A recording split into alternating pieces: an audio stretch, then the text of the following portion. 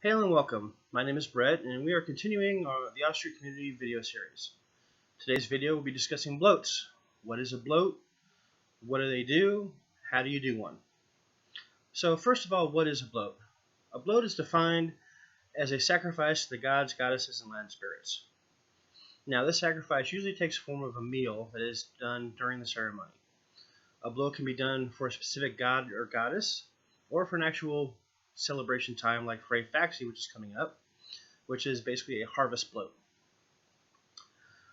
So how do you do a bloat? Well, there's certain steps that all bloats have, but remember, this is your ceremony, so feel free to change it, modify it, make it personal to you. It's all about communing with the gods, goddesses, and land spirits, so anything you do will reflect that. The first part of the bloat is the hollowing of the area. Some people use a hollowing hammer, which I have one. It was a Yule gift from my wife last year. As you can see, very nicely done, very large. You use this to hollow the area, welcome the gods and goddesses in with you, and make sure the land spirits and the whites are okay with what you were doing. That's very important. The second part of the bloat is the invocation. This is actually calling the specific god, goddess, or the celebration that you were doing at that time. The next part is called the reading, the first reading. This is where you talk about how your ancestors viewed the god, goddess, or celebration, and what they did to celebrate in that time, worship, things of that nature. It's followed by a second reading, which is usually has to do with the lore of the ceremony or god or goddess, and what is done nowadays and how they are worshipped now. Usually the read and reading are done by separate people from the person throwing the bloat, just to get more people involved with the actual ceremony itself.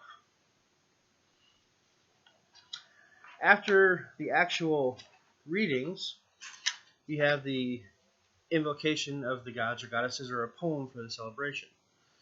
Something a little quick, I personally like Henry Wadsworth Longfellow's Norse poetry. I use them a lot for my bloats, as you've seen on the online bloats. Finally, after that is the closing, which is basically thanking the gods and goddesses and sending them on their way. While you are eating and drinking, the standard idea is to use a horn. A horn is used in the symbol, which is usually followed right after the bloat. Here is my horn. It's got a little stand. This was also a gift from my wife from last Yule. It's actually the second horn she got me. Funny story.